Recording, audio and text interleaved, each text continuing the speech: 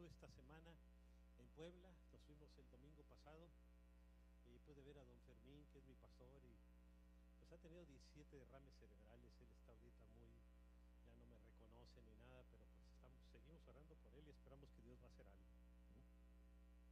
Y estar en Puebla, ahí con más de 500 pastores y líderes cristianos también, y con Gwen Myers, que es mi padre espiritual, con él conocí a Cristo. Pues nos dio mucho gusto. Mi esposa y yo pudimos estar y regresamos aquí a Mexicali el lunes en la madrugada, ¿no? el viernes en la madrugada, ¿no? Bueno, vamos a entrar al tema del día de ahora. Necesitamos un despertamiento espiritual y vamos a hacer una oración. Padre, yo quiero poner delante de tu presencia a cada persona que se encuentra en este día aquí y que ha venido para escuchar algo que venga directamente de ti, para su vida, para su corazón, para su vida espiritual. Yo te pido, Señor, que en este día, a través de tu Espíritu, nos des una palabra, Señor, que tú unjas mis labios para que la palabra que salga de mis labios sea una palabra que pueda ser de bendición para cada persona que ha venido este día, Señor.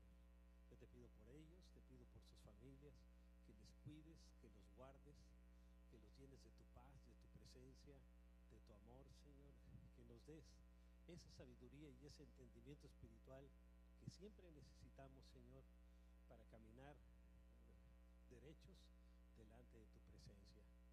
Bendice, Señor, a cada persona, cuídales, guárdales, llénales de ti, Señor, llénales de tu paz y de tu amor. Yo te lo pido en el nombre de tu amado Hijo Jesús, Señor. Amén. Amén. Bien, pues el tema es: necesitamos un despertar espiritual. Y fíjense, el cumplimiento de las profecías bíblicas, fíjense, hay más de 600 profecías en la Biblia sobre la segunda venida de Cristo, y se han cumplido más de 450. Ese cumplimiento nos habla de la cercanía de la segunda venida de Cristo, aunque nadie puede dar una fecha. Él vendrá a recoger a su iglesia. Pero si ahorita vemos a su iglesia, como lo mencionaba hace 15 días, está un poco arrugadita, ¿no? Necesita una planchadita espiritual, ¿no? Bueno, necesitamos. Y para prepararla y poder alcanzar a muchas almas, Jesús traerá antes un despertar espiritual. Va a haber un avivamiento espiritual. Vean lo que dice la Escritura en Romanos 13, 11 y 12. Y esto conociendo el tiempo. Debemos de ser entendidos en los tiempos, como los miembros de la tribu de Isaacar, que dice que eran entendidos en los tiempos y sabían lo que debería hacerse en ese tiempo y instruían a sus hermanos en eso. Los de esa tribu de Isaacar, en el tiempo del rey David. Dice, y esto conociendo el tiempo, debemos de conocer el tiempo, que ya es hora de levantarnos del sueño. Muchos en lo espiritual estamos como alguien que acaba de despertarse, que suena el despertador y se levanta uno todavía así, hasta con los ojos lagañosos, ¿no? Todo más dormido que despierto. Pero tenemos que levantarnos de ese sueño. Y está hablando en lo espiritual, porque ahora está más cerca de nosotros nuestra salvación que cuando creímos. Cada día que pasa está más cerca. La noche está avanzada, hablando espiritualmente, el tiempo, y se acerca el día de la venida del Señor. Desechemos pues las obras de las tinieblas, todo lo que hacen los que no son creyentes, y vistámonos las armas de la luz. Que la alabanza, la oración, la adoración, etcétera, son armas espirituales para luchar contra Satanás y los demonios. Así que prepárate para que Dios use tu vida. Dice, en el Nuevo Testamento vemos a los primeros cristianos provocar una revolución, una verdadera revolución espiritual en la ciudad de Jerusalén. Después del día de Pentecostés, acuérdense que los discípulos estaban bien temerosos, escondidos allí en el aposento alto. Vino el Espíritu Santo y trajo un avivamiento en sus vidas, y ellos comenzaron una revolución espiritual, empezaron a hablarle a todo el mundo de Cristo. Y ven lo que dice en Hechos 4, 1 al 4. Mientras Pedro y Juan le hablaban a la gente, se les presentaron los sacerdotes, el capitán de la guardia del templo y los saduceos. Estos tres maloras. Que los sacerdotes eran tremendos, ¿acuerdan? Son los que crucificaron a Jesús. Y le voy a decir una cosa. Para mí, después de los maleantes, la gente más peligrosa es la gente religiosa. Una gente religiosa puede matar, acuérdense las cruzadas y todo, y no le importa y cree que están haciendo la voluntad de Dios. Por eso el cristianismo no es una religión, es una relación personal con Cristo. Y el que tiene esa relación con Cristo, pues no va a matar a nadie. Entonces va a vivir de una manera diferente. Pero estos, fíjense, se presentaron los sacerdotes, el capitán de la guardia del templo y los saduceos. Y estaban muy disgustados porque los apóstoles enseñaban a la gente de Jesús y proclamaban la resurrección de Cristo, que se había hecho evidente en el caso de Jesús, la resurrección. No la podían contradecir. Estaban apenas, el día de Pentecostés fue 40 días después de la Pascua, o sea, después de la resurrección de Jesús.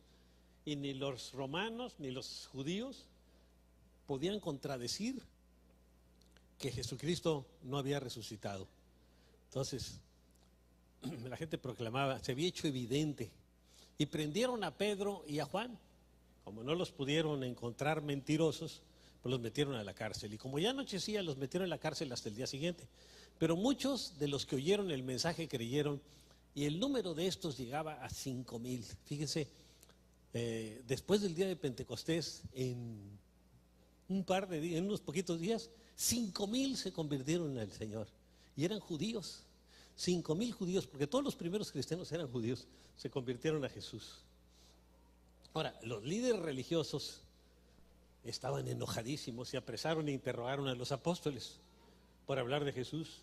Y vean lo que dice en Hechos 4, 11 y 12. Hicieron que Pedro y Juan comparecieran ante ellos y comenzaron a interrogarlos. ¿Con qué poder o en nombre de quién hicieron ustedes esto? ¿Quién les autorizó a hablar de Jesús?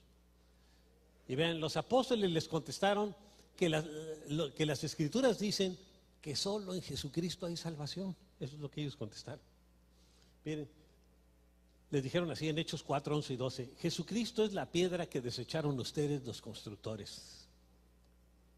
Está hablando el apóstol Pedro. Muchas veces dicen por esa escritura, tú eres Pedro y sobre esta piedra edificaré mi iglesia. En el griego viene así, tú eres Petros y sobre esta Petra edificaré mi iglesia. La Petra era la piedra principal. Así que realmente el Señor no estaba edificando su iglesia sobre una persona, sino edificando su iglesia sobre Él mismo. Y Pedro era de una de las piedras que estaban edificando, pero no era la piedra principal. Dice, Jesucristo es la piedra que despreciaron ustedes los constructores y que ha llegado a ser piedra angular. Esta es la Petra, la piedra angular. De hecho, en ningún otro hay salvación. Aparte de Jesús, ¿en quién hay salvación? En ningún otro. Porque no hay bajo el cielo otro nombre dado a los hombres mediante el cual podamos ser salvos. El único nombre autorizado por Dios el Padre es en el nombre de Jesús para recibir la salvación. Fíjese, ni siquiera en el nombre de Dios Padre, ni del Espíritu Santo. Y eso lo decidieron el Padre, el Hijo y el Espíritu Santo, que solo en el nombre de Jesús podemos ser salvos. Porque Jesús, fíjese, pagó por nuestros pecados. Él pudo pagar por nuestros pecados porque Él era 100% hombre. Y pudo representar a Dios porque era 100% Dios, o es 100% Dios. Así que el único ser en todo el universo que podía representar a la humanidad y a Dios era Jesús, o es Jesús. Y por eso es el que pagó por nosotros, y por eso solo a través de Él hay salvación. Entonces no hay otro nombre más que el nombre de Jesús. Cuando usted le hable a la gente, háblele de Cristo, no le hable ni del grupo que es de amistad familiar, no, háblele de Cristo, que tenga su compromiso con Cristo. Ahora, si quieren que le hablen ahí, pues hay un peloncito ahí en amistad familiar que habla de Cristo, ¿no? Le puede añadir. Ahora, los apóstoles, fíjese, por hablar de Jesús, fueron amenazados por los líderes religiosos. Acuérdense que la gente religiosa es muy peligrosa. ¿Sabía usted que la religiosidad es un espíritu, es un demonio que se le mete a la gente? Y la gente cree que está haciendo bien las cosas porque al ser religioso lo hacen en nombre de Dios, del Dios que sea, puede ser de cualquier religión, ¿no? Pero es un espíritu. Y la gente religiosa puede matar a una persona, pero el que es cristiano, el que tiene su fe en Jesús, jamás va a matar a una persona, el verdadero cristiano, ¿no? Entonces los apóstoles fueron amenazados por los líderes religiosos. Si siguen hablando de Jesús, les vamos a dar una calentada y los vamos a matar. Así les digo, ¿no? Palabras más, palabras menos. Y ellos respondieron sin temor, fíjense, haciendo poderosas oraciones a Dios. Vean lo que dijeron en Hechos 4, 29 y 30 los discípulos. Ahora, Señor, toma en cuenta sus amenazas y concede a tus siervos el poder correr para que no les hagan daño, ¿no? El proclamar tu palabra sin temor alguno. Ellos pidieron más valor para hablar de Cristo. Por eso extiende tu mano para sanar y hacer señales y prodigios mediante el nombre de tu santo siervo Jesús. Después de haber orado, tembló el lugar en que estaban reunidos. Yo le pido, Señor, da un temblor aquí, pero que sea nomás en este lugar, ¿no? Es un temblor espiritual, un temblor de Dios. Tembló el lugar en que estaban reunidos y todos fueron llenos del Espíritu Santo y proclamaban la palabra de Dios sin temor alguno, ¿no? Ahora, Dios contestó sus oraciones, fíjense, renovando su ánimo. Dice en Hechos 5, 12 y 14 del 7 capítulo, por medio de los apóstoles ocurrían muchas señales y prodigios entre el pueblo. Oraban por la gente enferma y sanaban muchos. Y todos los creyentes se reunían de común acuerdo en el pórtico de Salomón, esto era en el templo. Los primeros cristianos, que eran judíos todos, se reunían los sábados en el templo judío y los domingos y entre semana en casas. Nadie entre el pueblo se atrevía a juntarse con ellos. ¿Por qué? Porque los excomulgaban. Al que se juntaba con los cristianos, los excomulgaban de la iglesia judía. Dice, aunque los elogiaban, porque decían, realmente ellos viven más correctamente que nosotros. Por eso los elogiaban. Y que nuestros líderes religiosos, bueno, ni se compara. Y seguía aumentando el número de los que creían y aceptaban al Señor. Cada día más gente recibía a Cristo en ese lugar. Cada día, cada día. Ahora, Satanás, fíjense que es el enemigo de Dios y de Jesús, llenó de envidia a los líderes religiosos. Los líderes religiosos empezaron a sentir envidia. Y ustedes saben que la envidia no es algo bueno, ¿no?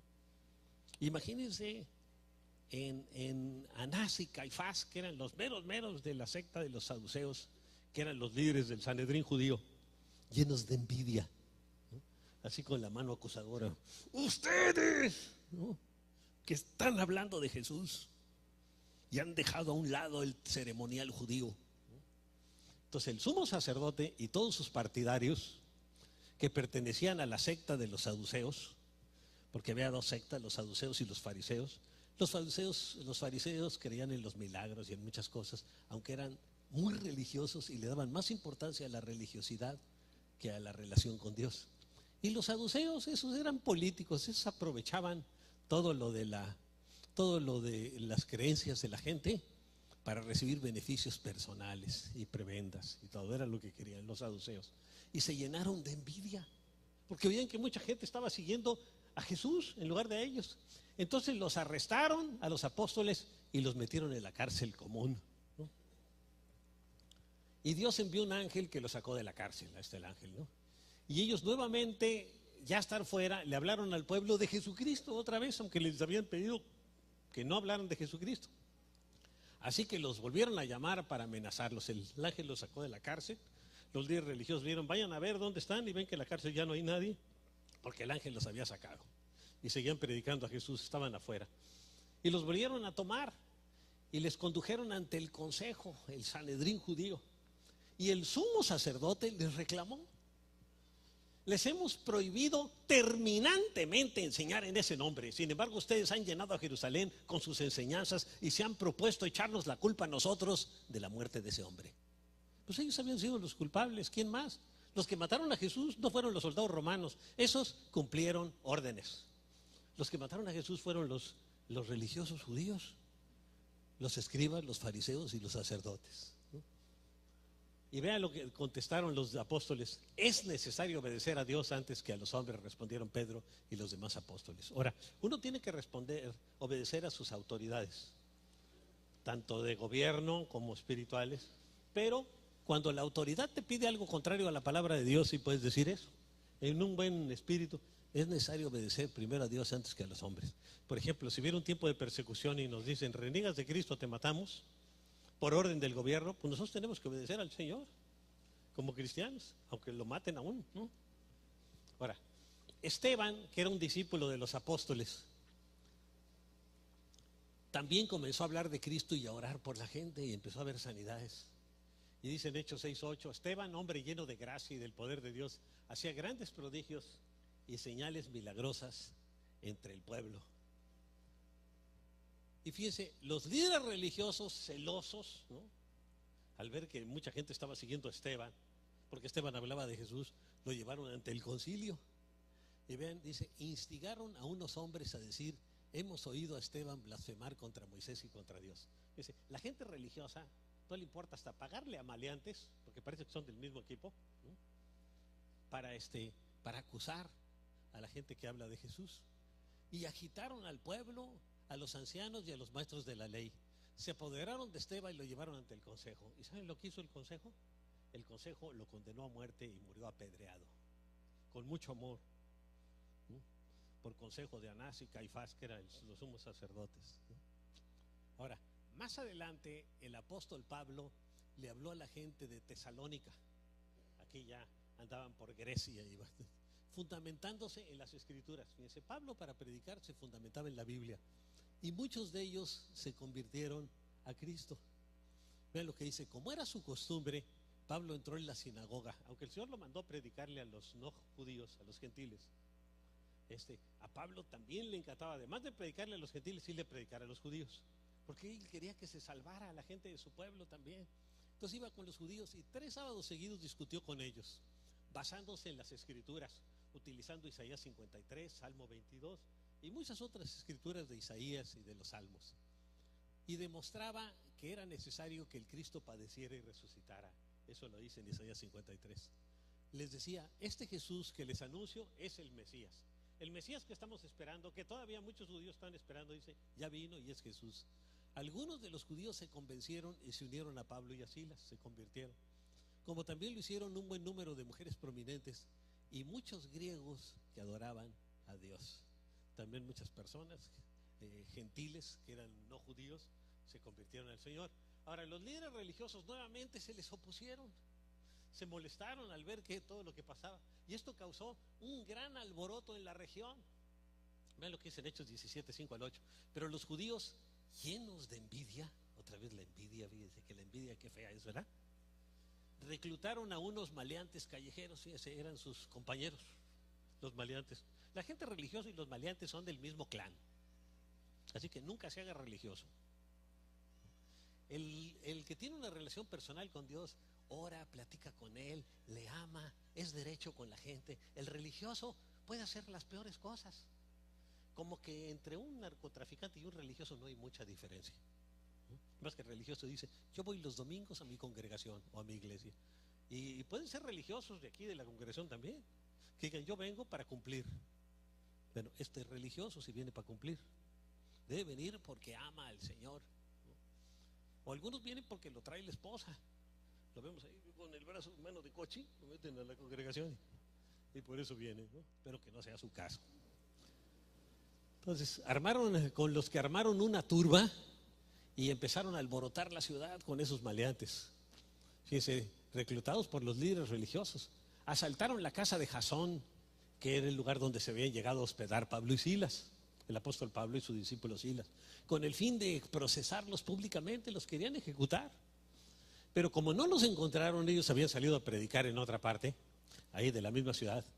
Como no los encontraron, arrastraron a Jasón, fíjense, que era el dueño de la casa, y algunos otros hermanos ante las autoridades de la ciudad gritando: estos que han trastornado el mundo entero han venido también acá. Fíjense, rápido, los primeros cristianos hicieron un alboroto que trastornaron el mundo entero predicando de Jesús. Eso es lo que deberíamos de hacer nosotros, ¿no? Y Jasón los ha recibido en su casa. Fíjense, ya ni la muela Jasón. Todos ellos actúan en contra de los decretos del emperador. Bien, ahí los empiezan a acusar de otra cosa que no era cierta. Porque el creyente siempre le va a pedir a la gente que se someta a sus autoridades, a sus gobernantes, porque eso enseña la palabra. Pero ellos dijeron, dice, afirmando que hay otro rey que se llama Jesús. Sí, pero Jesús es rey en el otro mundo, como él lo dijo, se lo dijo. Y va a venir un día y va a ser rey aquí, aunque él es el rey porque es el creador, ¿verdad? Pero lo empezaron a acusar de como que él quería que no respetaran al emperador y que lo respetaran a él, y no era cierto. Al oír esto, la multitud y las autoridades de la ciudad se alborotaron. Se armó un alboroto tremendo. Y fíjense, antes de esto, los cristianos habían sido perseguidos en Filipos, que es otra ciudad de Grecia, de la Grecia actual.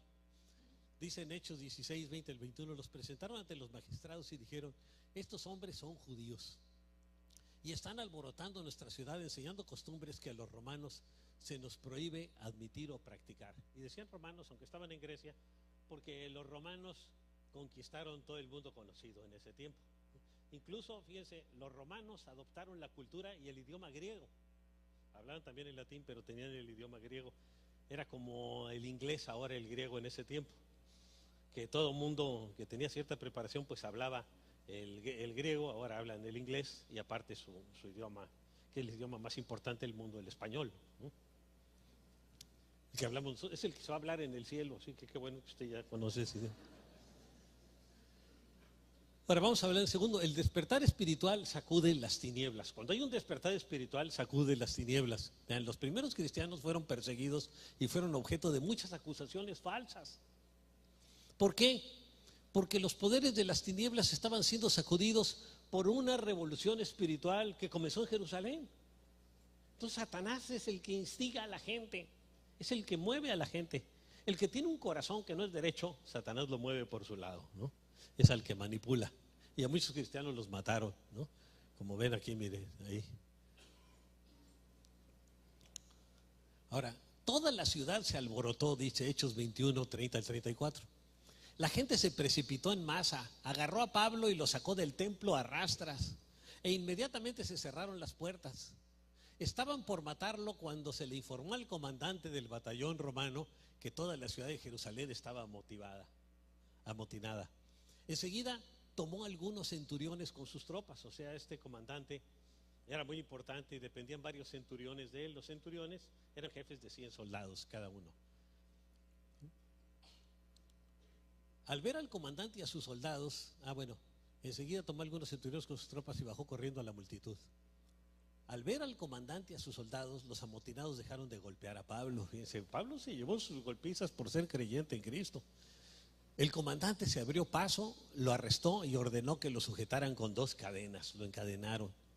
Luego preguntó quién era y qué había hecho. Entre la multitud cada uno gritaba una cosa distinta, fíjense, ni siquiera sabían por qué lo acusaban.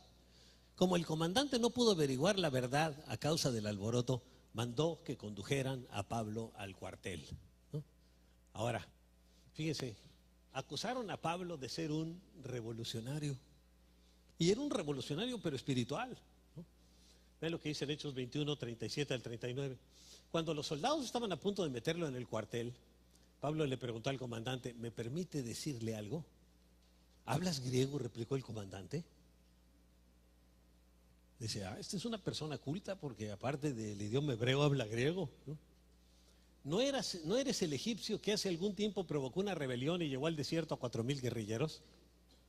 No, yo soy judío, natural de Tarso, una ciudad muy importante de Cilicia, le respondió Pablo. Por favor, permítame hablarle al pueblo, ¿no? Y ya le habló a la gente. Ahora, Jesús advirtió a sus discípulos que serían perseguidos, así como Pablo fue perseguido, como Juan y Pedro fueron perseguidos, como Esteban fue perseguido. Él advirtió a sus discípulos que se hubieran perseguidos. Ahora, si usted es cristiano en la secreta, pues no lo van a perseguir. Pero usted es un cristiano que habla de Cristo, lo van a perseguir. Y ahora muchas persecuciones con burlas, ¿no? No tanto persecución de que, pues aquí en nuestro país, de que lo metan a la cárcel por ser cristiano, pero soy con burlas. Aunque hay lugares como pueblitos había en Chiapas y en otros lugares donde por ser cristiano lo pueden matar. Pero son los chamulas, hay algunos lados, ¿no? Pero ya es muy raro eso, ¿no? Y ven lo que Jesús le dijo a sus discípulos: entonces los entregarán a ustedes para que los persigan y los maten, y los odiarán todas las naciones por causa de mi nombre. Va a llegar un momento que por ser cristiano va a haber una persecución contra los cristianos, y no por haber hecho nada, sino simple y sencillamente porque Satanás controla el mundo y trata de meter enemistad contra Jesús especialmente. En la televisión, por ejemplo, se puede hablar de Dios, pero cuando alguien menciona de Jesús hay burlas, hay críticas, ¿no? En todos lados. Entonces ya empieza a manifestarse una enemistad en contra de Jesús, como él mismo lo dice. Y esto lo dijo hace 2013 años, ¿no? Bueno, un poco más adelante, porque es, vamos a decir, al año 30 y tantos. Ahora, ¿por qué había tanta oposición al cristianismo? Fíjense, la primera razón es la oposición de Satanás. Satanás se opone a Jesús contra Cristo. La segunda razón es por lo que Jesús dijo acerca de sí mismo. Esto le molestaba a mucha gente. Miren, él dijo: yo soy el camino, la verdad y la vida, le contestó Jesús. Nadie llega al Padre sino por mí. En ese tiempo se creía, como decían, todos los caminos llevan a Roma, también todas las religiones llevan a Dios. Incluso vean, por ejemplo, los romanos creían en los mismos dioses que creyeron los griegos. Nomás que, por ejemplo, a Júpiter le llamaban Zeus, y así dioses mensajeros, Mercurio y todos, ¿no? Entonces, ellos creían en los mismos dioses, nomás que con otros nombres, un nombre ya latinizado, ¿no? Y al decir que Jesús es el camino, la verdad y la vida, pues eso no le gustaba a la gente, porque decían: no, si hay muchos caminos, ¿cómo? Cualquier religión puede salvar a una persona, pero Jesús vino a decir eso. Él dijo: yo soy el camino, la verdad y la vida, contestó Jesús.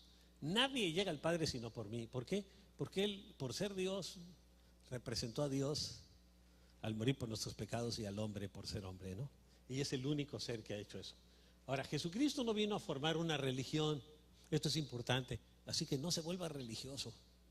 Si usted dice: voy a ir a amistad familiar porque es domingo, religioso, viene porque quiere oír hablar de Jesús y venir a alabarlo. Así que ni siquiera llegue tarde, porque lo más importante en la reunión es la alabanza y la adoración a Dios. Y cuando usted prepara su corazón alabando a Dios, pues la palabra le va a caer en buena tierra y va a bendecir su vida, ¿no? Si no, va a decir: miren este peloncito aquí que nomás vino a regañarnos, o qué se creo, ¿no? Pero cuando usted estuvo en la alabanza y la adoración, ya me va a ver con más gracia, ¿no? Entonces, Jesucristo no vino a formar una religión, sino un pueblo que se relacionara con Dios por amor, de una manera personal. Eso es lo que Él quiere. El mismo Señor nos lo explica cuando llamó al apóstol Pablo. Vean lo que le dijo a Pablo, ¿para qué lo llamó? Cuando ahí se cayó en la mitad del camino, que se le apareció una luz y Jesús le habló.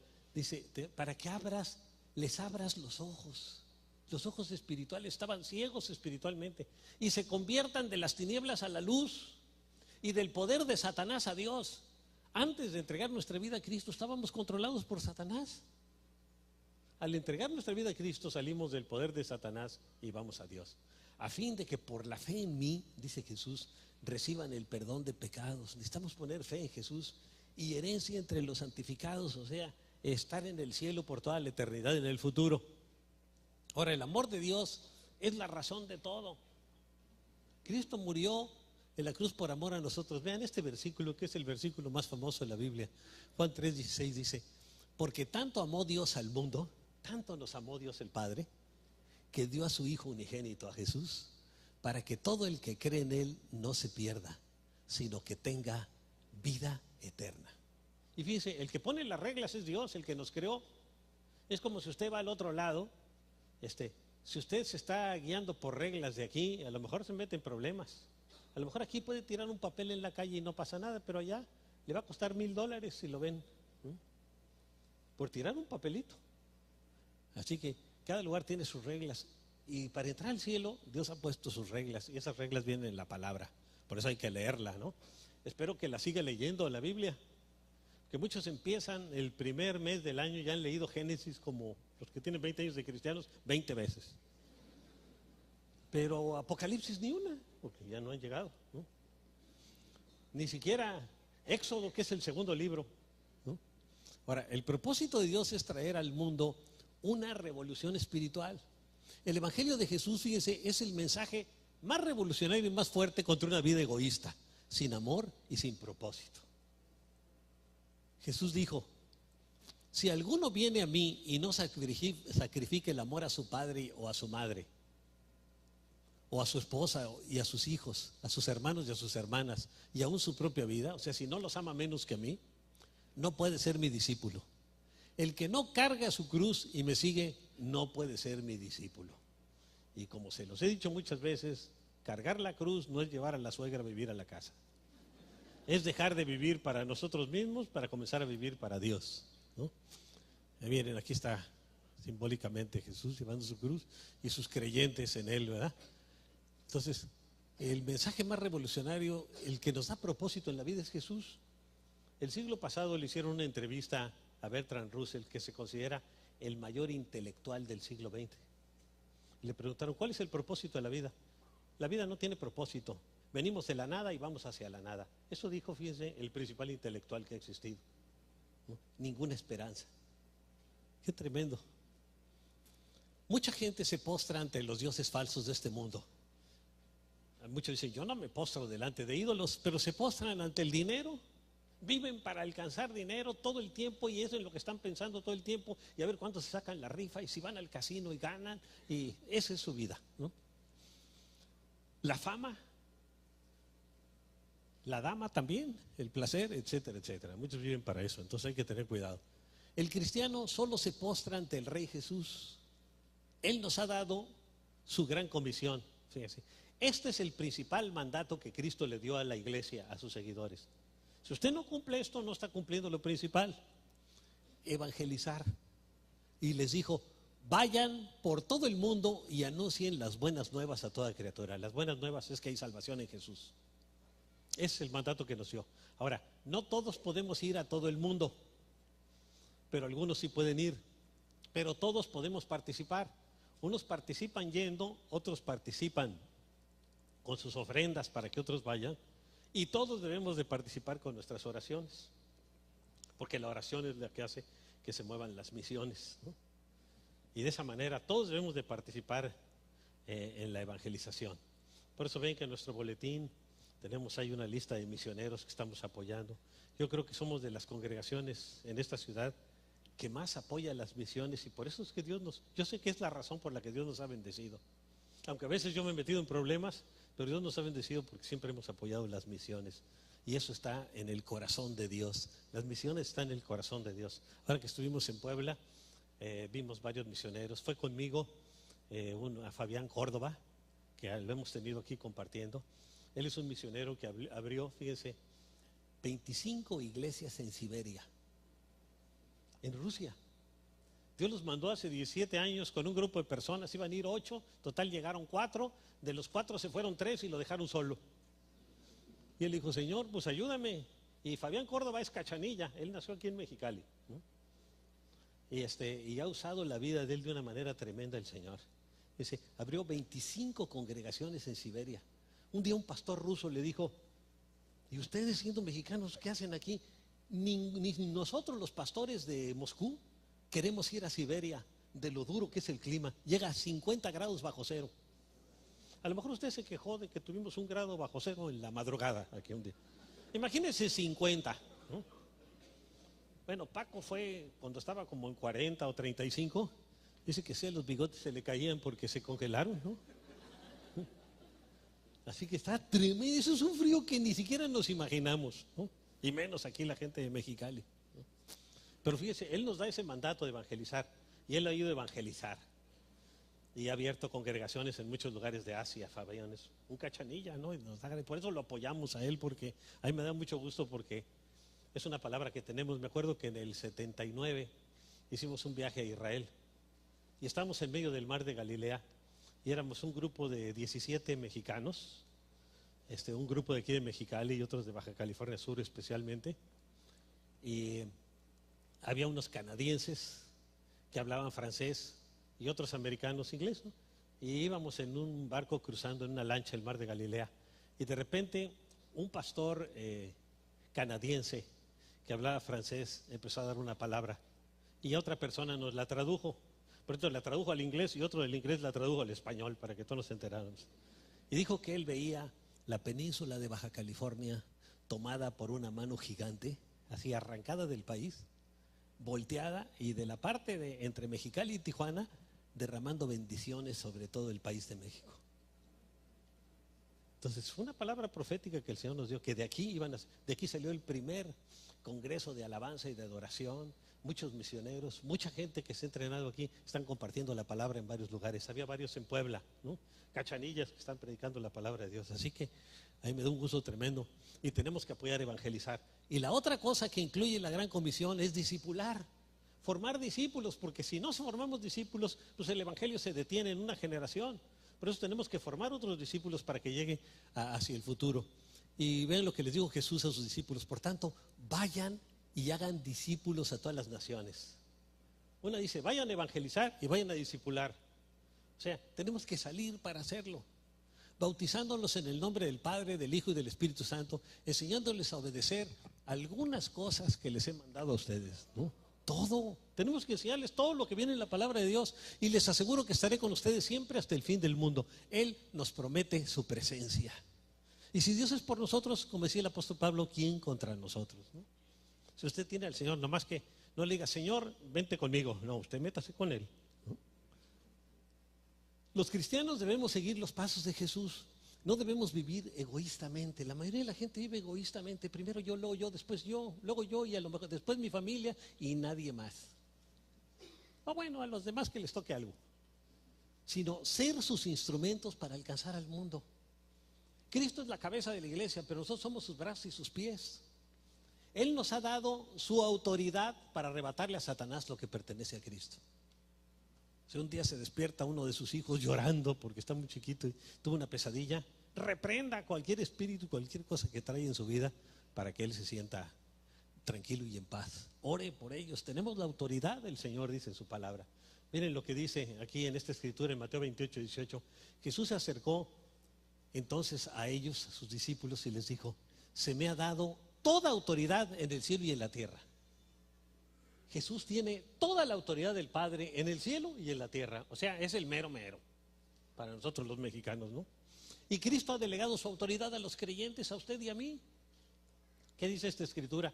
Sí, les he dado autoridad a ustedes para pisotear serpientes y escorpiones, que son símbolos de Satanás y sus demonios, y vencer todo el poder del enemigo. ¿Cuánto? Todo. Y nada les podrá hacer daño. Ahora, usted no se ponga a hacer una liberación si anda en pecado. Primero póngase en paz con Dios, porque si no, el enemigo lo va a dejar como a los hijos de un tal Ezeba que aparece en el Nuevo Testamento, que estaban haciendo exorcismos en el nombre de Jesús. Se les echaron varios demonios y los dejaron bichis. Así que no se ponga a hacer algo si usted no tiene esa autoridad. La autoridad la tiene cuando camina con el Señor. Ahora, cuando la iglesia usa su autoridad espiritual contra Satanás y vive en comunión con Dios, que esto es conjunto, impacta a la sociedad. Yo quiero que impactemos la ciudad de Mexicali, Baja California y México, ¿no? A principios del siglo XVIII, Inglaterra estaba en una terrible condición moral, espiritual y social. Pero el Espíritu Santo levantó a predicadores como Juan Wesley, Whitefield y muchos otros. Y en una generación, fíjense, en menos de 40 años, se abolió la esclavitud. No sé si hayan oído el canto este de Gracia Maravillosa, o Sublime Gracia. Lo compuso un antiguo traficante de esclavos. Dice que él llevó 15,000 esclavos de África a los Estados Unidos. Él se convirtió al Señor por ese tiempo, ¿no? Era un inglés, era un pirata, ¿no? Pero traficante de gente. Y se convierte a Cristo, fíjese, y se abolió la esclavitud. Lograron los cristianos que se aboliera la esclavitud en Inglaterra. Se establecieron leyes laborales para proteger a los niños. Los hacían pasar jornadas de 12 horas en las minas a los niños, ¿no? Y ahí se abolió eso, ¿no? Y se disminuyó el alcoholismo y la violencia. La violencia era tal que, por ejemplo, dicen que en una mina, después de que muchos se hicieron cristianos, hasta los dueños de la mina, pues ya no podían sacar tanto oro, porque a los burros los llamaban a puras majaderías. Y luego le decían, burrito. Y el burro ya no quería hacer caso, ¿no? Todo parecido es pura coincidencia. A veces somos burritos en lo espiritual. En Efesios 6:12 dice, fíjense, nuestra verdadera lucha no es contra las personas, es contra espíritus demoníacos. Ven lo que dice Pablo en Efesios 6:12, porque nuestra lucha no es contra seres humanos, sino contra poderes, contra autoridades, contra potestades que dominan este mundo de tinieblas, contra fuerzas espirituales malignas en las regiones celestiales, en el cielo. En el primer cielo, que es la atmósfera de la tierra; el segundo cielo, donde está el universo; el tercer cielo es donde está la presencia de Dios. Pero en el primer y segundo cielo están esos espíritus, ¿no? Si pudiéramos tener una visión espiritual, como se lo dije hace 15 días, del cielo, veríamos demonios y veríamos también ángeles, ¿no? Y hay que luchar contra ellos a través de la oración. Cuando nosotros oramos, los ángeles dominan a los demonios. Cuando no, los demonios empiezan a dominar a los ángeles. Y si no, lo puede ver usted en el Antiguo Testamento, cuando Josué luchaba contra los amalecitas, como mientras Moisés levantaba los brazos, Josué iba ganando la batalla. Cuando se cansaba Moisés, empezaban a ganar los enemigos. ¿Por qué? Porque hay poderes espirituales atrás. Por eso es tan importante la oración. En la oración actúa Dios. ¿No? Fíjense, vamos a hablar del instrumento de Dios en el mundo. El plan de Dios es que los cristianos seamos su luz en el mundo para impactar nuestra sociedad. La mayoría de la gente que no se conoce a Cristo es como foco apagado, y algunos ya hasta fundidos. Y cuando conocemos al Señor, pues debemos reflejar la luz del Señor, no la nuestra. Acuérdense que el cristiano es como la luna que no tiene luz propia, refleja la luz del sol. ¿Qué dijo Jesús en Mateo 5:16? Hagan brillar su luz delante de todos, para que ellos puedan ver las buenas obras de ustedes y alaben al Padre que está en el cielo. Si usted antes de convertirse a Cristo barría su acera y echaba la basura a la casa del vecino, ahora limpie la suya y limpie la del vecino, para que el vecino diga, ¿qué le pasó a este? Y le vaya a preguntar, y cuando le pregunte, usted le habla de Jesús. Si le digo, a mí lo que me impactó con mi esposa, que ella se convirtió un año antes que yo, es que era buena para pelear y para discutir y brava. Y de repente se puso más tranquila y todo. Digo, pues, ¿quién es ese ser tan poderoso que la puso así? Porque yo no había podido. Y me dice que es Jesús. Ah, pues entonces es tan poderoso, yo voy a buscarlo. ¿No? Vean qué importante es, tenemos que ser luz. Sin embargo, parece que en lugar de cambiar al mundo, los cristianos, el mundo nos está cambiando a nosotros, es lo que parece. Fíjense, los divorcios entre los cristianos casi están igual que entre los no cristianos. En lugar de que la iglesia detenga la corrupción de la sociedad, se está convirtiendo en otra víctima de la corrupción. Vean lo que dijo Jesús. Jesús dijo, ustedes son la sal de la tierra. Pero muchos cristianos quieren estar dentro del salero, nomás aquí en la congregación, ¿no? Y no salen afuera. Y la sal no es para que esté guardada en un salero, es para salar los alimentos y darle sabor. Pero si la sal se vuelve insípida, ¿cómo recobrará su sabor? Ya no sirve para nada, sino para que la gente la deseche y la pisotee. Si la sal no salara, no sirve para nada. Así el cristiano que no está compartiendo el Señor se vuelve sal insípida. Cuando no mantenemos una comunión viva con Cristo, fíjense, la comunión viva es, digo, cuando lo alabamos, lo adoramos, platicamos con Él todos los días, y es nuestro amigo, es nuestro Padre, es nuestro Señor, es nuestro hermano. Cuando el ser humano no tiene una relación viva con Dios, se vuelve religioso. Si usted ve demasiado tiempo televisión, se va a enfriar y se va a volver religioso, si es que. Entonces va a ir, pues tengo que ir el domingo allá a Amistad, porque pues voy todos los domingos, ¿no? Religioso, ¿no? La iglesia se vuelve religiosa y sin vida. Se contamina con el pecado del mundo, vicios, inmoralidad, aumento de divorcios, etcétera. Dice, a veces aquí nos damos cuenta, aunque no pedimos nombres, pero con los niños, en la escuela de niños, se pide, por ejemplo, que hagan oración por los niños. Porque yo quiero que oren por mis papás porque se pelean mucho. Mi papá dice unas palabrotas así. Ah, caray, ¿no? Y otro, mi papá le pega a mi mamá, imagínense, ¿no? Ya oramos por los niños y todo. Todos nos enteramos por los niños que no se les está interrogando, ¿eh? Pero cuando se pide una oración, los niños son derechos y dicen las cosas como son, ¿no? Entonces, pues sale a relucir a veces el cobre, ¿no? Lo que hay en la casa. Los niños se fijan en todo. Entonces nos dicen, mire, está pasando esto, el otro, mi papá le grita a mi mamá. Bueno, ya se ora por todo eso. Pero a mí me reportan los maestros de los niños, mira, ha habido muchas horas de problemas de este tipo. Entonces, ¿qué tenemos que hacer? Pues predicar en contra de eso, ¿verdad? Enseñar lo que dice la Biblia, más que predicar en contra. Si no, la iglesia se contamina con el pecado del mundo, vicios, inmoralidad, aumento de divorcio, etcétera. Jesús nos manda, porque ustedes antes eran oscuridad, O sea que las cosas malas que hacíamos eran lo lógico porque éramos de las tinieblas, como el luchador es el tinieblas. Así estábamos todos, ¿no?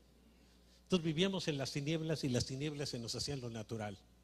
Antes eran oscuridad, pero ahora son luz en el Señor.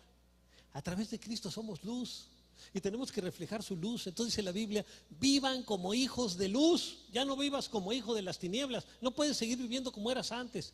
El fruto de la luz consiste en toda bondad, justicia y verdad, dice la palabra. Y comprueben lo que agrada al Señor. Cuando hacemos la voluntad de Dios vamos a recibir sus bendiciones y vamos a ver sus bendiciones en nuestra familia, en nuestros hijos, con más paz y tranquilidad.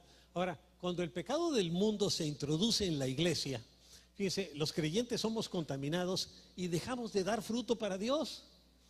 ¿Qué dice en Efesios 5, 11 y 12? No tengan nada que ver con las obras infructuosas de la oscuridad, sino más bien denúncienlas, porque da vergüenza aún mencionar lo que los desobedientes hacen en secreto. Fíjense, ¿cuáles son los pecados? El asesinato, el lesbianismo, la homosexualidad, el suicidio, muchas cosas, ¿no? Que hace la mayoría de la gente, mucha gente. El dañar a otros, son pecados. Dice, ustedes ya dejen eso, no tengan nada que ver con eso, dice Dios, dice Jesús. El amor por el mundo apaga nuestro amor por Cristo. Y de lo que usted se llene, así se va a volver. Si usted se la pasa viendo la tele y ve crímenes y asesinatos, y a mí me encantaban las películas donde moría hasta el productor, ¿no? Pero eso trae algo de violencia para nuestras vidas y tenemos que tener cuidado, ¿no?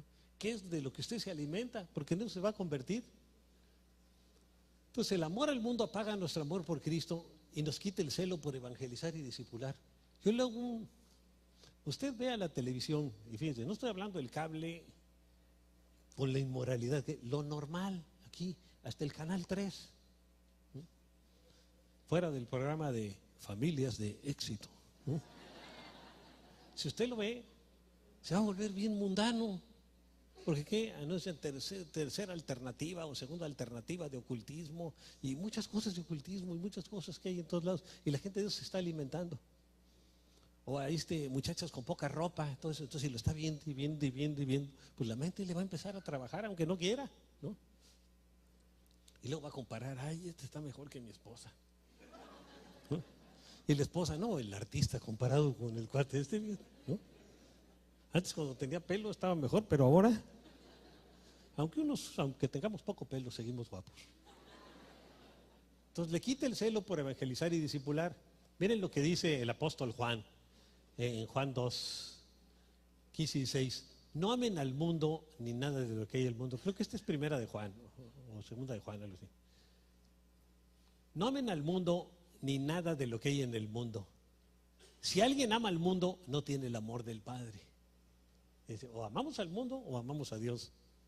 Porque nada de lo que hay en el mundo, que son los malos deseos del cuerpo, la codicia de los ojos, digo como el Robocop que ven la muchacha y, ¿no? Y la arrogancia de la vida, el sentirse más que los demás, ¿no? Proviene del Padre, nada de eso, sino del mundo. Ahora, cuando los creyentes se avivan espiritualmente, buscan a Dios de corazón y se purifican interiormente. Por eso vean, es importante aquí el curso de purificación, porque le va a ayudar a que usted se pueda purificar con versículos de la palabra. Gracias a Dios nos dio un gusto muy grande que entró muchísima gente al curso de purificación. Ahora creo que está hasta el tope. Puede caber uno todavía si se inscribe rápido, pero casi quedaron llenos, tanto el de hombres como el de damas. Y hay un resultado inevitable. La gente se anima en Dios, se anima a su amor por Dios y llevan ese fuego de amor por Dios a sus casas, vecinos, trabajos, escuelas y se comienza a sacudir la sociedad. Así empezó entre los primeros cristianos. El Imperio Romano era un degenere terrible y los cristianos, fíjense, llevaron el mensaje de Jesús por todo el mundo conocido en una generación y se comienza a sacudir la sociedad. Fíjense, aún Roma dobló sus rodillas delante del cristianismo, aunque sea con el emperador Constantino, que no estaba tan convertido, pero reconoció, ¿no? Ahora, como resultado puede que nos odien. Cuando le hablamos a alguien de Cristo, la gente nos se va a molestar. Yo recuerdo cuando les hablé a mis amigos cuando me convertí al Señor, que ahora soy cristiano y le di testimonio, muy poquitos dijeron que querían tener lo que tenía. La mayoría, mira, ni te creemos. Si ya sabemos que le entras duro. Aquí nos quieres engañar o qué pasa. No me creían nada. Hasta pasado el tiempo, me costó como 10 años, ya empezaron a creer algunos. Pero al principio nos van a odiar, le vamos a caer. Antes era el alma de la fiesta y de repente me convierto en el aguafiestas, ¿no? Entonces puede que nos odien, nos persigan. Ahora la persecución no tiene que decir que lo persigan de tal manera para matarlo, todavía no llegamos a eso, pero sí con burlas, y a algunos les molestan más las burlas que otra cosa. Que nos rechacen, ¿no? Mira, ya te volviste, aleluya. Digo, ¿sabes lo que quiere decir? Gloria a Dios. Pues gloria a Dios, ¿no? Y puede que nos rechacen. Solo entonces la gente se dará cuenta de que somos diferentes. Porque la gente sabe. Yo recuerdo en el trabajo, cuando trabajé, por ejemplo, en General Electric, en el Banco de Comercio, en varios bancos, aunque al principio se burlaban, pero cuando había algún problema en la vida de uno de ellos, se acercaba conmigo a pedirme consejo. Oye, mira, tengo este problema, ¿cómo le hago? O sea que la gente se da cuenta. Donde está Dios, la gente sabe que ahí está Dios. Lo que pasa es que no quieren tener un compromiso con Él. Entonces la gente se dará cuenta de que somos diferentes y que tenemos algo que el mundo necesita y que no tiene, que es a Cristo, y que lo puede tener el que quiera. Porque no podemos creernos mucho por tener a Cristo en el corazón, porque solo por su gracia y misericordia lo tenemos, ¿no? Ahora, en Efesios 5, 13 al 17 dice: pero todo lo que la luz pone al descubierto se hace visible. Aunque esté en un lugar totalmente oscuro, un cerillito o una lucecita pequeña se ve inmediatamente. Aunque sea un cuarto gigante, ¿no? Una lucecita se ve. Y pone ahí cerca, va poniendo al descubierto todo lo que ilumina. Porque la luz es lo que hace que todo sea visible. Por eso se dice: despiértate tú que duermes. Tenemos que despertarnos del sueño ese espiritual que hay en nuestras vidas. Levántate de entre los muertos, son los que no conocen a Cristo, y te alumbrará Cristo. Así que tengan cuidado de su manera de vivir. Dice, tengan cuidado, pongan atención a su manera de vivir. No vivan como necios, como vive la mayoría de la gente que no conoce a Cristo, sino como sabios, el que conoce a Cristo, aprovechando al máximo cada momento oportuno. Otro dice, aprovechando bien el tiempo, porque los tiempos son malos, los días son malos, dice. Y vean qué de malos son. La situación cada vez está peor, cada vez más crimen, cada vez más inmoralidad, etcétera. Por tanto, no sean insensatos, sino entiendan cuál es la voluntad del Señor para nuestras vidas. La voluntad del Señor es bendecirnos. Y es muy importante que entiendas que Jesucristo quiere usar tu vida para algo grande. Él quiere usar tu vida para algo grande. El problema ya no es de Él, el problema es tuyo. Si tú le dices, quiero, Señor, y te dejas usar. No te conformes con menos de lo mejor que Dios tiene para ti. Dios quiere bendecir tu vida y bendecir a tu familia para que seas de bendición para muchos. Yo le digo al Señor constantemente, Señor, bendíceme para que yo pueda ser de bendición. Hasta al pararme aquí, Señor, bendíceme para que yo sea de bendición para la gente. Sin tu bendición no tengo nada. ¿Qué dice el apóstol Pedro en 1 Pedro 3:9? Porque para esto fueron llamados, para heredar una bendición. Dice, la bendición que tenemos principal es a Cristo, al recibir a Cristo en nuestro corazón. Y eso es lo que tenemos que compartir con la gente. Ahora, yo creo a la luz de la palabra que ya no falta tanto tiempo para que la iglesia sea perseguida como al principio. La Biblia de hecho habla, con el tiempo del anticristo va a haber una persecución contra los cristianos tremenda, pero tremenda, y contra los judíos. Entonces no sabemos cuánto tiempo falta, porque el que ponga fechas inmediatamente lo podemos tachar como, o calificar como un falso profeta, que nadie puede saber. Pero sí vemos los tiempos y las señales y la situación. Cada vez aún en los gobiernos hay más enemistad contra Jesús. El gobierno de los Estados Unidos, por ejemplo, hace 40 años todos hablaban de Jesús y todo, y ahora con este presidente pues como que no tanto, ¿no? Sí menciona cosas de Dios y todo, pero muchas cosas que van contrarias a lo que dice Jesús las está aprobando. El matrimonio homosexual, las reuniones de homosexuales en el ejército, etcétera, etcétera, ¿no? Entonces ya no es un país cristiano los Estados Unidos. Fue un país cristiano, pero ya no es. Esperemos que el nuestro cada vez sea un país más cristiano, ¿no? Y enviemos misioneros al otro lado. Ellos los enviaron antes, ahora se los regresamos. ¿no? Gracias a Dios, muchos, fíjense, hispanos son los que están haciendo una labor de evangelismo en el otro lado. Entre los hispanos, latinos, está habiendo el único mover de avivamiento que hay en Estados Unidos, fuera de 10 o 20 o 30 iglesias, ¿no? Pero está terrible la situación ahí. Así que no creo que no falta mucho tiempo para que la iglesia sea perseguida como al principio por hablar de Jesús. Ya ven en la televisión, ya está en contra de Jesús. Uno no puede hablar porque se burlan, no hace, los programas esos de Cristina, de todo. Alguien dice soy pastor y inmediatamente se burlan y todo. Así que necesitamos prepararnos para evangelizar en hogares, en nuestro hogar. Empiece a asistir a un hogar o abra su hogar, pero para abrir su hogar usted primero tiene que ser discipulado. O empiece a hacer apoyo de alguien que abrió su hogar para ahí compartir con nuestros vecinos, amigos. Para la gente es más fácil asistir a una casa, y más si le da su cafecito, sus galletitas, ¿no? Así empezamos nosotros. Y es más fácil a la gente asistir a un hogar que venir a un lugar como estos, ¿no? Entonces, lo importante es hablar de Cristo. Si no, vamos a hablar de ninguna otra cosa más que de Jesucristo.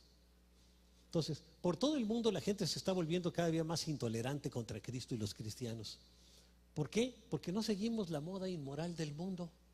Vea televisión, puro albur, puro chiste doble, puro esto. Y cuando uno no hace lo mismo, hasta la familia nos critica. Yo cuando voy a México hablo ahí con mis cuñados y todo. Ya me dicen, mi cuñado santo, que no dice groserías, ¿no? Pues antes yo le ganaba en groserías a él. Yo decía 5 groserías por cada palabra normal.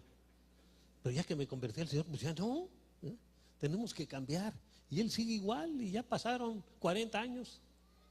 Me da tristeza eso, ¿no? Entonces, necesitamos prepararnos para evangelizar en casas. Todo el mundo, la gente se está volviendo más intolerante contra Cristo y los cristianos. Fíjense, porque no seguimos la moda inmoral del mundo y creemos que solo Cristo salva. Y la mayoría de las religiones ahora dicen que hay muchas maneras de llegar a Dios, ¿no? Pero vean lo que dice Jesús: yo soy el camino. Si alguien quiere seguir un camino para llegar al Padre, Jesús es el camino. Vean, la cruz es el camino.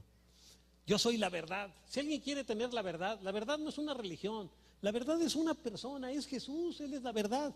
Y yo soy la vida, el Zoe, la vida eterna. Si alguien quiere tener la vida eterna y estar en el cielo toda la eternidad, pues reciba a Cristo en su corazón. Él es la vida eterna. En Cristo tiene el camino, la verdad y la vida.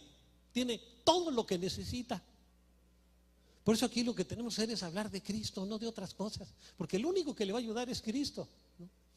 Dice, nadie llega al Padre sino por mí, dijo Jesús. Eso nos hace ver a los cristianos como intolerantes, ¿no? Ahora, yo respeto lo que crea cualquier persona, pero no estoy de acuerdo, ¿no? Pero el cristiano no maltrata al que no cree como él. Nomás le dice, mira, la verdad es esta. Y eso le incomoda al mundo. Ahora, además los cristianos, a la luz de la Biblia, creemos que el aborto es asesinato. ¿Por qué? Porque la Biblia lo dice. Que la homosexualidad es pecado. ¿Por qué? Porque la Biblia lo dice. Que las relaciones sexuales fuera del matrimonio son fornicación.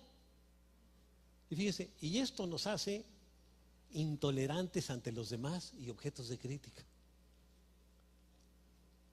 Fíjense, aún las Naciones Unidas promueven el aborto. ¿Y saben por qué lo promueven? Porque dice que la población está creciendo mucho, más que los alimentos. Entonces va a llegar un momento que va a faltar alimento. En cambio, si se promueve el aborto, va a disminuir la población.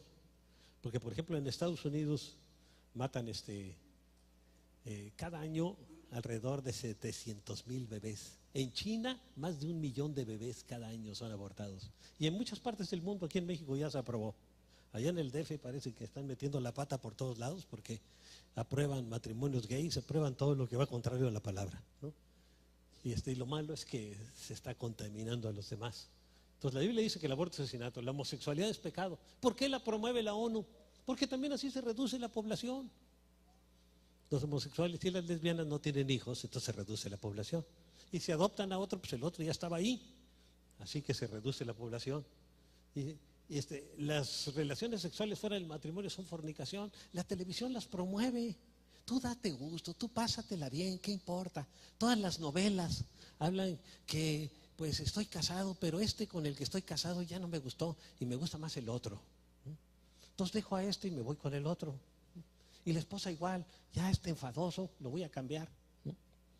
Entonces, ahora es muy fácil, lo ven en la telenovela, dice, es que ya no siento nada por esta persona, ¿no?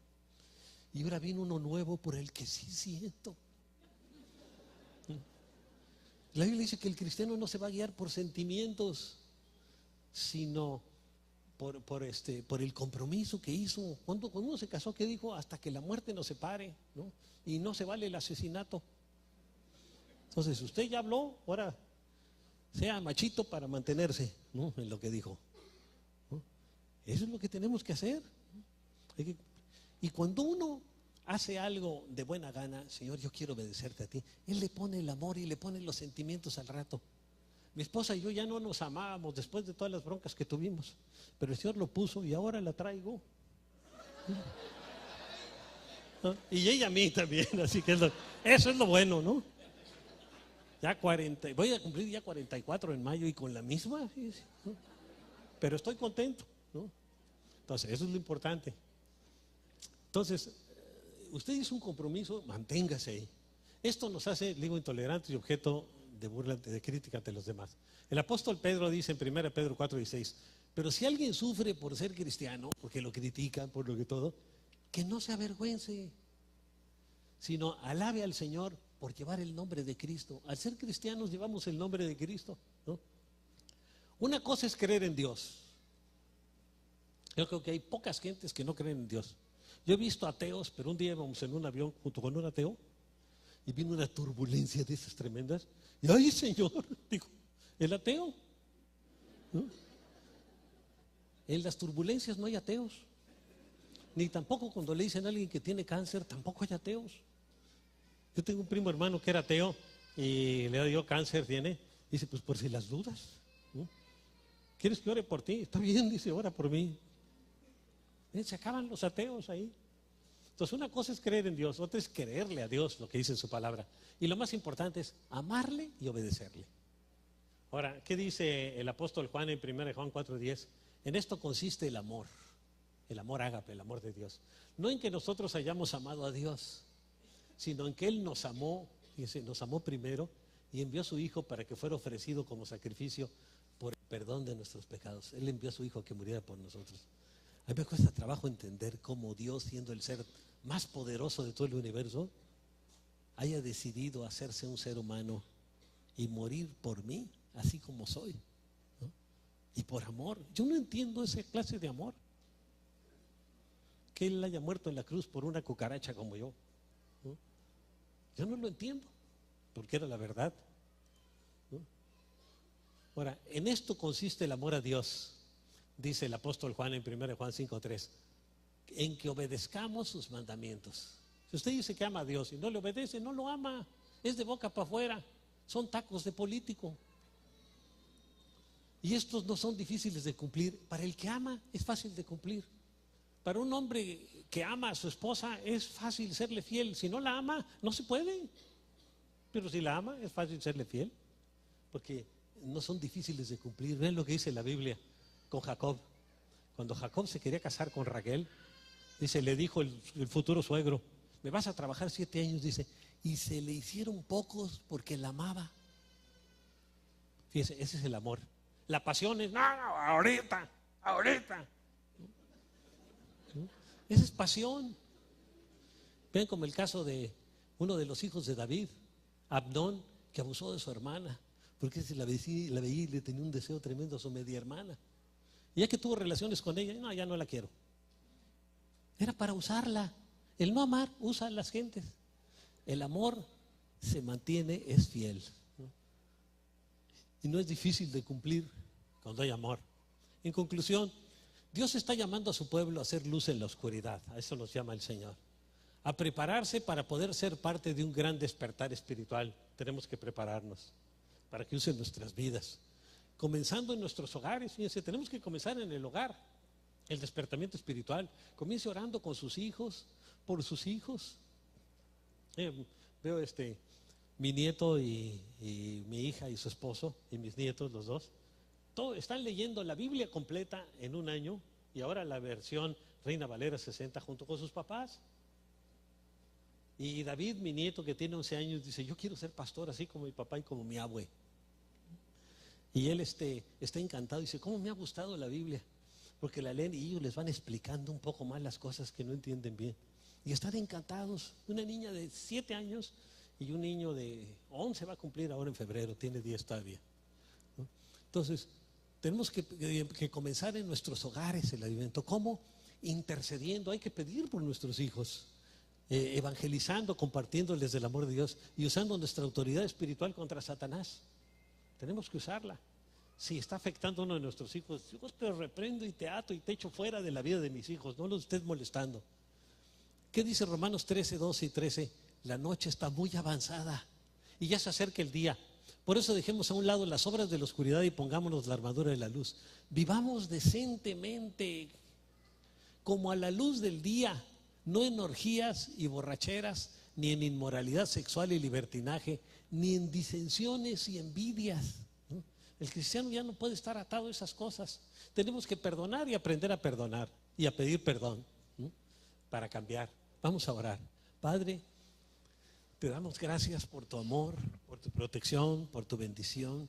Yo pongo delante de ti a cada persona que esté aquí, Señor. Ayúdanos a que ya realmente hagamos lo posible por entrar en un despertar espiritual en nuestras vidas, en nuestras familias. Ayúdanos a comenzar por restaurar nuestra propia vida y, Señor, que nuestras familias estén caminando, sirviéndote a ti con todo su corazón, alma y mente. Señor, queremos decirte que te amamos y que te necesitamos, Señor. Ayúdanos a cada día a amarte más de todo nuestro corazón, Señor, a vivir para agradarte y para hacer tu voluntad. Ayúdanos, Señor Jesús. Yo alabo, bendigo tu nombre y quiero hacer un compromiso contigo, Señor, para buscarte con todo mi corazón, alma y mente. Y todo esto te lo pido en el nombre de tu amado Hijo Jesús, Señor. Amén. Amén. Bueno, ahora vamos a levantar nuestros diezmos y ofrendas, pero para las personas que vienen por primera ocasión, no queremos que den, sino queremos darles nosotros algo. Hemos preparado un ambigú aquí en la cafetería y a todos los que vienen por primera ocasión, yo les invito para seguir aquí al Señor tirado, que está levantando su mano, que está de pie bien firme allá atrás, no está tirado, ¿no? Y síganlo allá en la cafetería, todos los que vienen por primera ocasión, porque hemos preparado un ambigú para los que vienen por primera ocasión. Ahora no queremos que den, sino queremos darles. Y vamos a terminar al mismo tiempo. Aquí vamos a levantar nuestros diezmos y ofrendas y vamos a dar unos anuncios y vamos a terminar igual que los que vayan a la cafetería al mismo tiempo. Quiero leerles esta promesa a todos los que aquí se quedan. Ven lo que dice en Mateo 23, capítulo 23, verso 23. Son palabras de Jesús y dice: hipócritas a los fariseos y maestros de la ley, ustedes dan a Dios la 10ª parte de todo lo que cosechan, incluso de la menta, del anís y del comino, que son unos granitos pequeñitos. Pero se olvidan de las enseñanzas más importantes de la ley, que son la justicia, la misericordia y la fidelidad a Dios. Esto es lo que deberían hacer, dice, sin dejar de hacer aquello que es el diezmar. Entonces Dios nos manda a diezmar. ¿Por qué? Porque de esa manera se sostiene la obra del Señor, de esa manera sostenemos misioneros, de esa manera se llevan a cabo todos los gastos que hay en la obra de Dios para evangelizar y discipular. Entonces vamos a hacerlo de todo corazón, por amor y agradecimiento a Dios.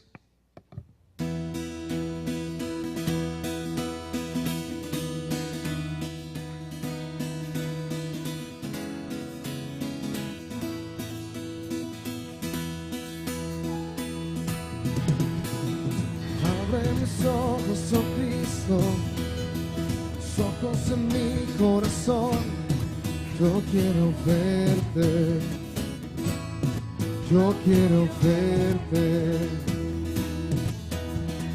Abre mis ojos, oh Cristo, los ojos en mi corazón, yo quiero verte, yo quiero verte. Verte alto y sublime, brillando a la luz de tu gloria.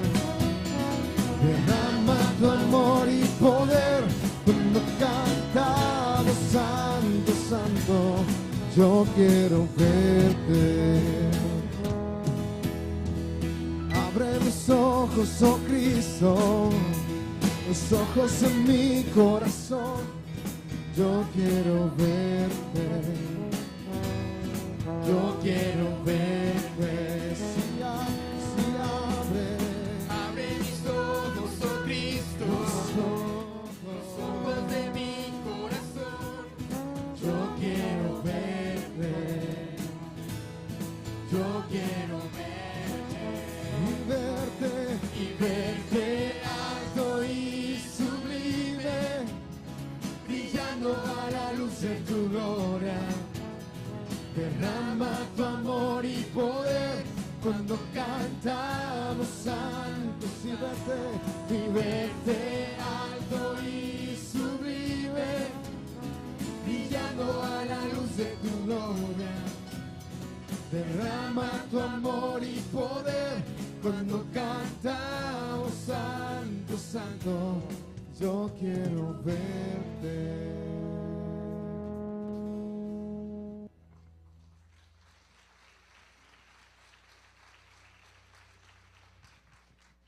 Bien, pues vamos a tener unos anuncios así rapidito porque ya tenemos el tiempo. No es una religión, es una relación personal con Cristo. Y el que tiene esa relación con Cristo, pues no va a matar a nadie, ¿no?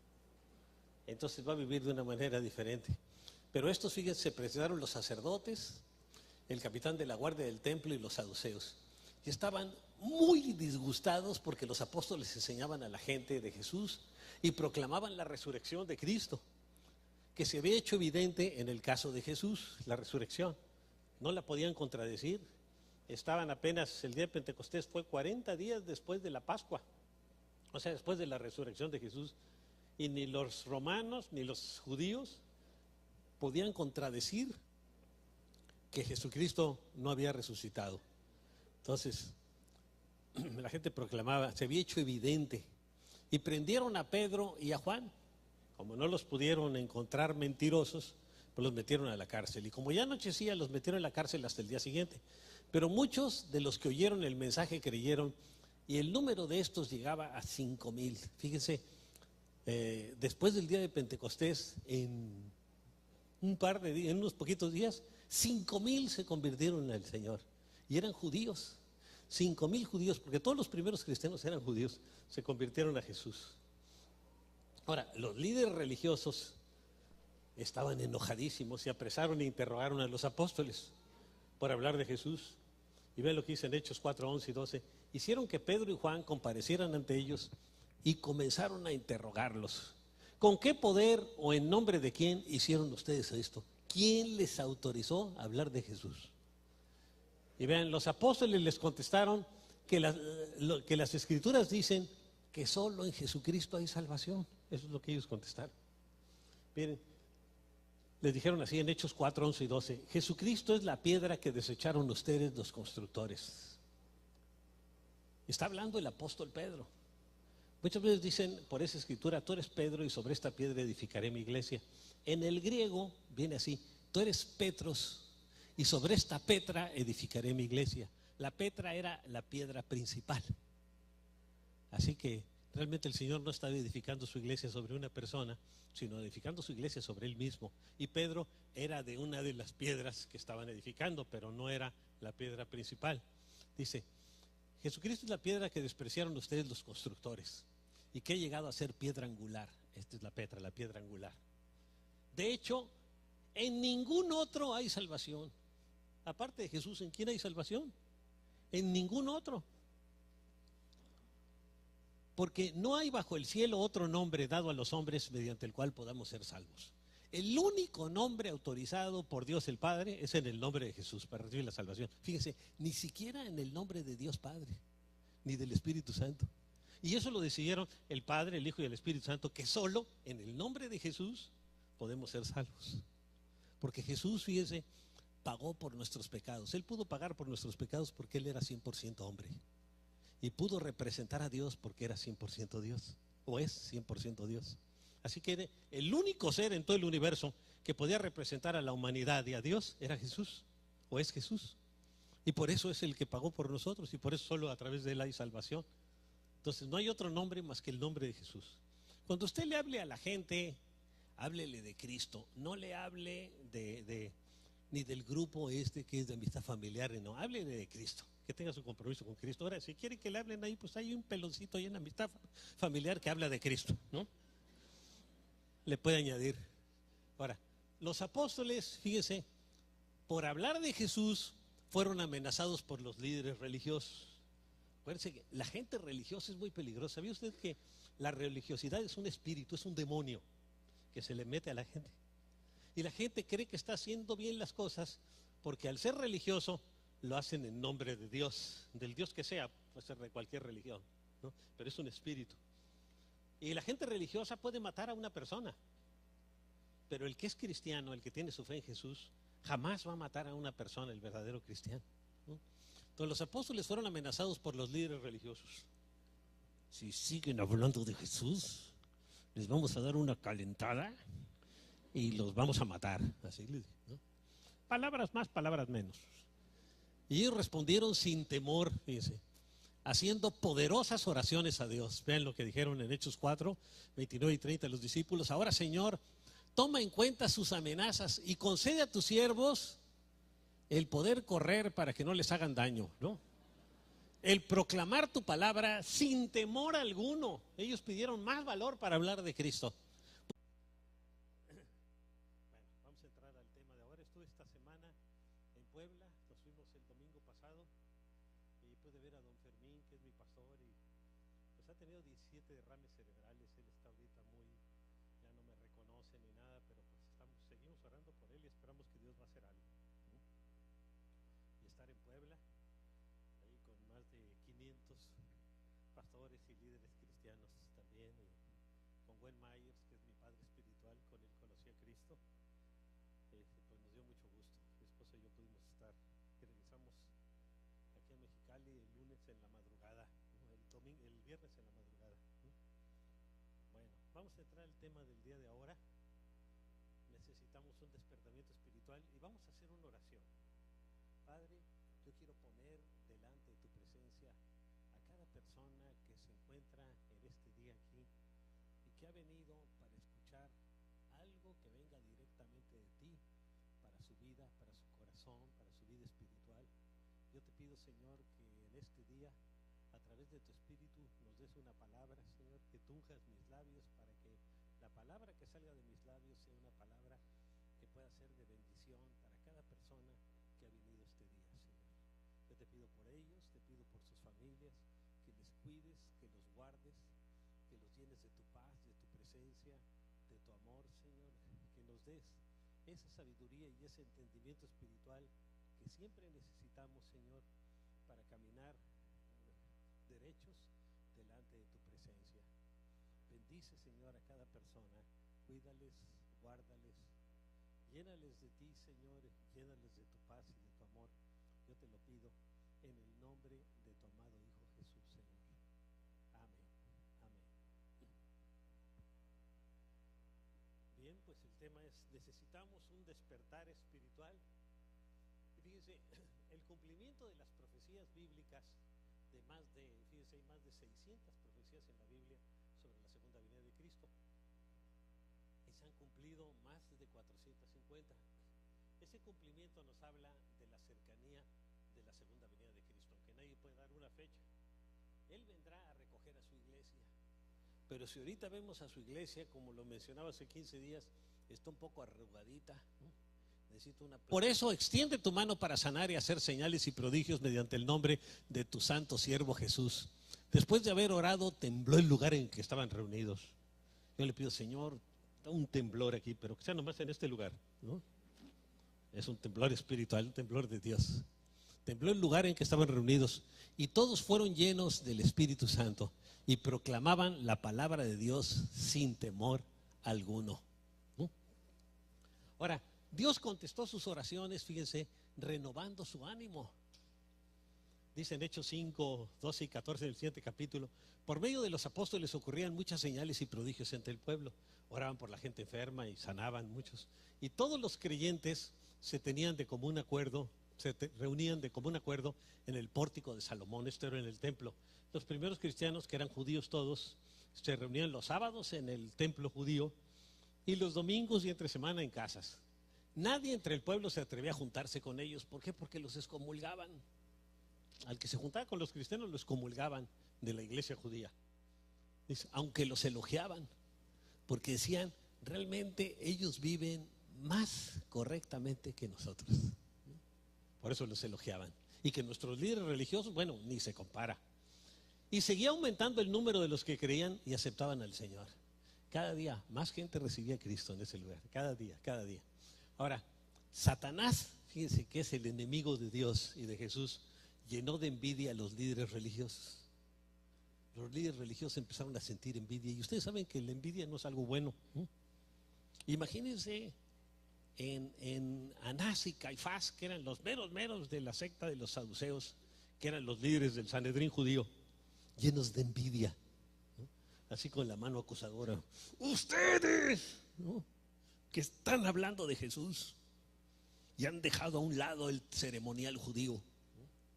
Entonces el sumo sacerdote y todos sus partidarios, que pertenecían a la secta de los saduceos, porque había dos sectas, los saduceos y los fariseos. Los fariseos creían en los milagros y en muchas cosas, aunque eran muy religiosos y le daban más importancia a la religiosidad que a la relación con Dios. Y los saduceos, esos eran políticos, esos aprovechaban todo lo de las creencias de la gente para recibir beneficios personales y manchadita espiritual, ¿no? Bueno, necesitamos, y para prepararla y poder alcanzar a muchas almas, Jesús traerá antes un espiritual. Va a haber un avivamiento espiritual. Vean lo que dice la Escritura en Romanos 13, 11 y 12. Y esto conociendo el tiempo.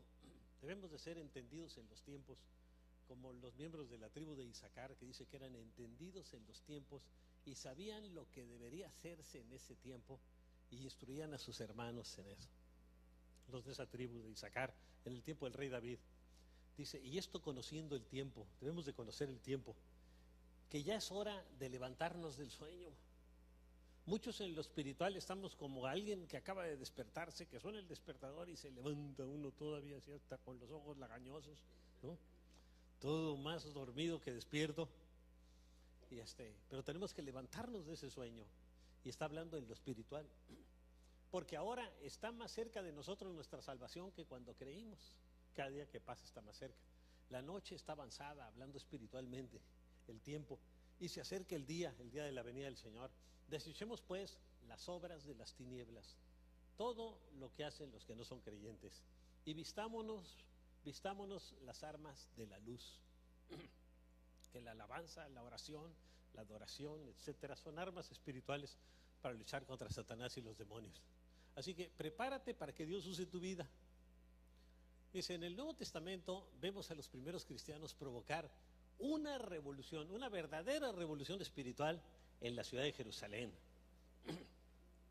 Después del día de Pentecostés, acuérdense que los discípulos estaban bien temerosos, escondidos ahí en el aposento alto. Vino el Espíritu Santo y trajo un avivamiento en sus vidas. Y ellos comenzaron una revolución espiritual, empezaron a hablarle a todo el mundo de Cristo. Y ven lo que dice en Hechos 4, 1 al 4. Mientras Pedro y Juan le hablaban a la gente, se les presentaron los sacerdotes, el capitán de la guardia del templo y los saduceos. Estos tres maloras. Que los sacerdotes eran tremendos, ¿acuerdan? Son los que crucificaron a Jesús. Y le voy a decir una cosa. Para mí, después de los maleantes, la gente más peligrosa es la gente religiosa. Una gente religiosa puede matar, acuérdense las cruzadas y todo, y no le importa y cree que están haciendo la voluntad de Dios. Por eso el cristianismo no